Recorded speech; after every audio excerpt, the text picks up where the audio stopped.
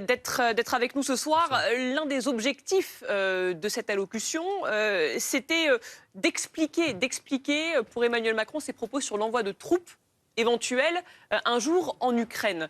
On constate qu'il maintient cette ambiguïté stratégique, qu'il maintient le flou. Est-ce que cette allocution ce soir est de nature à rassurer les Français qui, d'ailleurs, selon les sondages, sont particulièrement inquiets ? Je crois que le président de la République a eu raison d'appeler ce soir au sursaut, au fond de sonner le tocsin, alors que la liberté des Européens est menacée.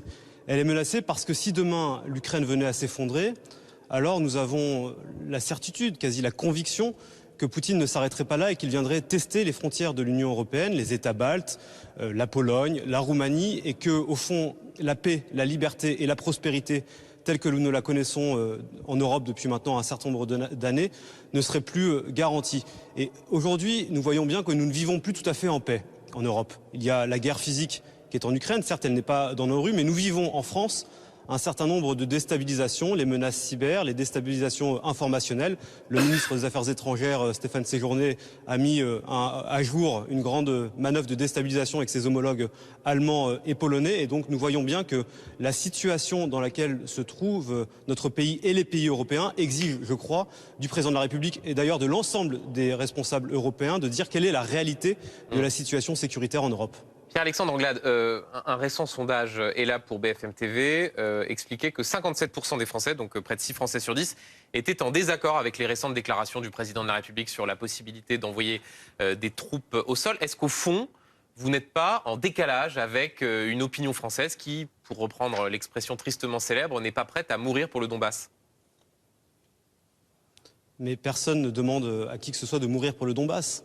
La responsabilité du président de la République et des responsables politiques de manière générale, c'est de dire quelle est la réalité de la situation.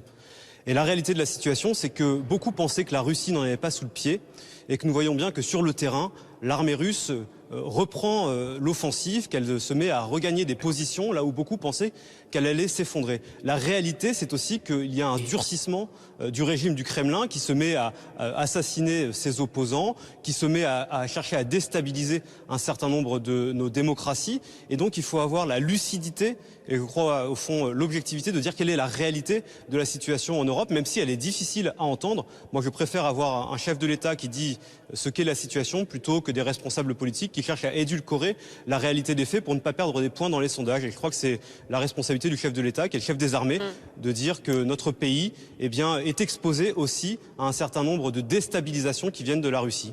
Qu'est-ce que vous répondez à ceux qui vous accusent d'instrumentaliser la guerre à 3 mois des européennes ? Moi, je suis très frappé par l'esprit de soumission et de capitulation de celles et ceux qui viennent utiliser ces arguments. C'est d'ailleurs les mêmes qui vous disent qu'il faudrait, au fond, ne pas soutenir l'Ukraine au nom de la paix. Mais ne pas soutenir l'Ukraine, ce n'est pas favoriser la paix, c'est créer les conditions de l'effondrement de l'Ukraine et demain peut-être de l'Union européenne et de tout un tas de pays européens. Et donc cela, au fond, nous propose d'arrêter la guerre en nous couchant devant un dictateur. Voilà pourquoi je dis qu'ils sont animés d'un esprit de capitulation et de soumission. Et sur la guerre en Ukraine... Ça veut dire, Pierre-Alexandre Anglade, que comme le dit Marine Le Pen, soit on est pro-Macron, soit on est pro-Poutine ? Non mais attendez, Marine Le Pen, qui il y a 48 heures de cela nous faisait un grand discours à la tribune de l'Assemblée nationale en expliquant que le Rassemblement national était un soutien indéfectible de l'Ukraine.